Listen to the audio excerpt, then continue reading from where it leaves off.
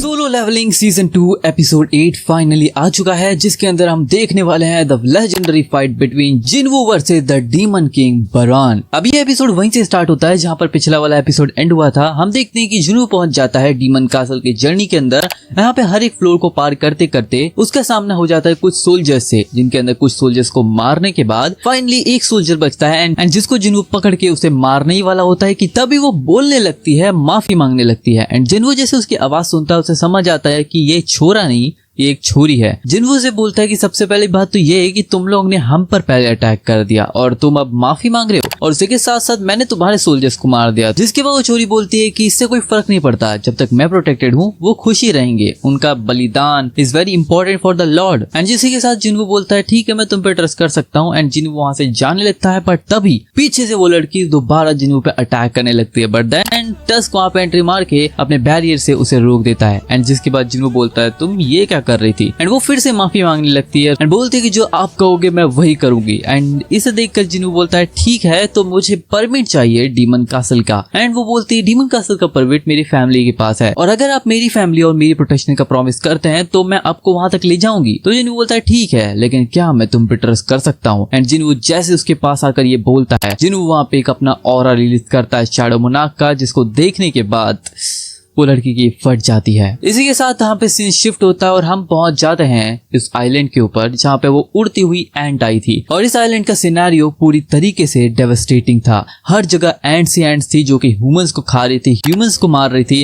कहीं पे एंट्स मरी हुई है तो हर जगह डिस्ट्रक्शन ही डिस्ट्रक्शन है। जैसे कि जिन्वू बरूका से जब क्वेश्चन पूछता है तो उसे एक अंदर ग्लिचेस आ रहे थे, एंड इसलिए जिन्वू उससे पूछता है कि क्या तुम्हारे दिमाग में कंटिन्यूसली कोई कमांड आता रहता है ह्यूमंस को मारने का। तो वो बोलती नहीं, हमारे दिमाग में ऐसा कुछ तो नहीं आता, पर एक कमांड जरूर आता है हमारे स्पेस को प्रोटेक्ट करने का। जिसके बाद वो लड़की बताती है कि इससे पहले हम रहते थे डीमन रेल्म के अंदर। एंड जिन्वू क्वेश्चन करता है डीमन रेल्म में क्या करते थे, तो उसके बाद वो बताती है कि हम वहाँ पे एक वॉर की प्रिपरेशन कर रहे थे। एंड इसी के साथ साथ उसकी आंखें चेंज हो जाती है एंड वो ग्लिच करने लगती है। जिसके बाद जिन्वू लगातार क्वेश्चन करने लगता है एक वॉर की प्रिपरेशन, पर किस लिए। जिसके बाद वो बताती है एक स्ट्रॉन्ग ओपोनेंट जिसको डिफीट करने के लिए हम सभी डीमंस को एक साथ आना पड़ेगा। उसके अंदर से एक कमांड बाहर आ रहा होता है जो बोलता है इसके आगे की इन्फॉर्मेशन कॉन्फिडेंशियल है जो कि बाहर नहीं निकल सकती। एंड एरर आना स्टार्ट हो जाता है, वो ग्लिच करना स्टार्ट करती है, जिसके बाद वो बेहोश हो जाती है। अब हंटर एसोसिएशन के अंदर जब हम पहुंचते हैं तो हमें पता चलता है कि कैसे 108 हंटर लगे थे एक सिंगल एंट को हराने के लिए। 4 ई रैंक हंटर, एक सी रैंक हंटर और एक बी रैंक हंटर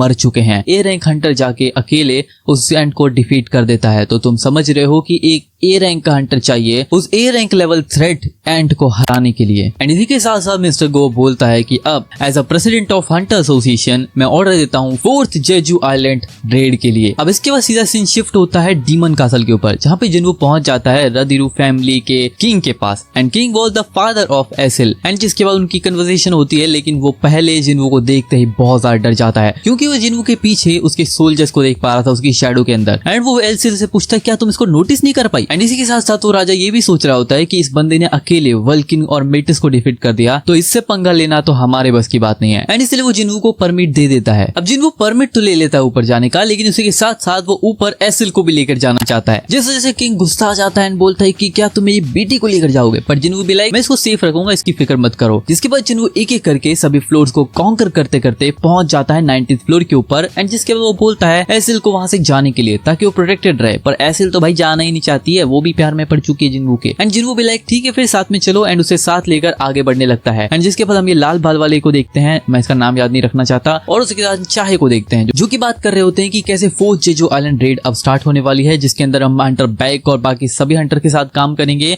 पर उसी के साथ साथ हम काम करेंगे बाकी कंट्री के साथ भी, जिसके अंदर जापान भी एंट्री मारने वाली है। ये बहुत ऑसम रेड होने वाली है। एंड इसी का चाहे सोच रही होती कि अगर ये सब लोग आने वाले हैं तो हंटर संग भी आएगा। आई मीन लिटरली ये छोरी उस छोरे के प्यार में ऐसी पड़ी है कि भाई हंटर संग करी जा रही है। But then we again visit to the hunter संग। हंटर संग अब पहुंच चुका है 100 फ्लोर के ऊपर। एंड जो अपोनेंट है वो बहुत ज्यादा क्रेजी है, क्योंकि उसके सामने आ जाता है the demon monarch, the demon king Baran. And Baran बैठा होता है काइजल द वाइवन के ऊपर। अब जिसके बाद फाइट स्टार्ट हो जाती है, जहाँ पे बरान एंट्री करते ही अपने कुछ पोर्टल्स खोलने लगता है, कुछ गेट्स ओपन करता है, जिनमें से बीस्ट, डीमंस, मॉन्स्टर्स बाहर आने लगते हैं एंड वो सभी एक साथ अटैक कर देते हैं जिन्वू के ऊपर। बट तभी एंड जिन्वू वहां पे समन करता है अपनी सभी सोल्जर्स को एंड फाइट एक ब्रूटल एक वॉर स्टार्ट हो जाती है। बरान अपने मुंह से चिडोरी, रासेंगन सब मिक्स करके फेंकने लगता है। आई मीन लिटरली वो यूज करता है एक बहुत ही पावरफुल लाइटनिंग बोल्ट का, जो जैसे ही गिरते हैं जिन्वू के सभी सोल्जर्स एक ही बार में खत्म हो जाते हैं। एंड ये देखकर एसल कंफ्यूज हो जाती है कि भाई मैं किसकी साइड में रहूं, इसकी या उसकी। आई मीन बरान के सामने जिन्वू की स्टेल्थ मोड, इनविजिबिलिटी कुछ काम नहीं आने वाली। बरान का ऑरा देखकर जिन्वू के फट जाती है एंड जिसके बाद बरान इस्तेमाल करता है दोबारा से अपनी लाइटनिंग बोल्ट का, जिन्वू को जमीन में पटकता है। आई मीन जमीन पटकता नहीं है, जमीन में गाड़ देता है। बट तभी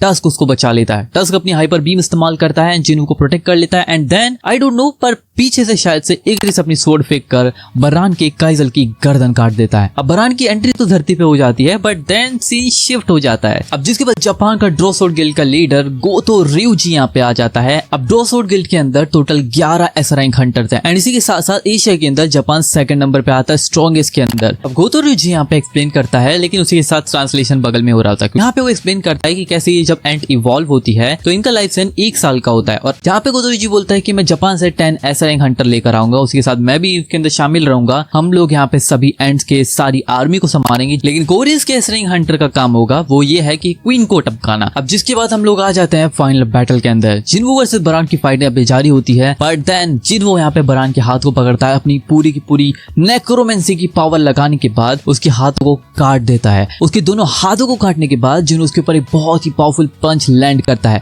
बट हाँ, इसके बीच के अंदर एसिल ने अपने भाले को फेंक के बहुत ज्यादा हेल्प की थी जिन्वू की एंड बरान की खोपड़ी उसके धड़ से अलग हो जाती है and Baran is now dead. And demon souls को कलेक्ट करने के बाद जिन्वू फाइनली 100th फ्लोर को भी कॉन्कर कर लेता है and the demon king monarch Baran को हरा देता है। And at the end of the episode वो बोलता है कि रेडियस फैमिली अब टॉप के ऊपर आ चुकी है। बट एसएल बी लाइक ओके थैंक यू, पर वो रेडियस नहीं है, वो रेदिरू फैमिली है। ये एपिसोड काफी ज्यादा अच्छा था, बट इसी के साथ साथ ये एपिसोड मुझे काफी ज्यादा स्पीडी लगा। मतलब हर चीज बहुत जल्दी दिखा रहे हैं। ये एपिसोड तुम लोगों को कैसा लगा तुम लोग कमेंट में बता सकते हो। मुझे तो काफी ज्यादा अच्छा लगा। वीडियो अच्छी लगी तो वीडियो लाइक कर देना, चैनल पर सब्सक्राइब कर दो। मैं मिलता हूँ तुम लोग से नेक्स्ट वीडियो में, तब तक के लिए सायोनारा।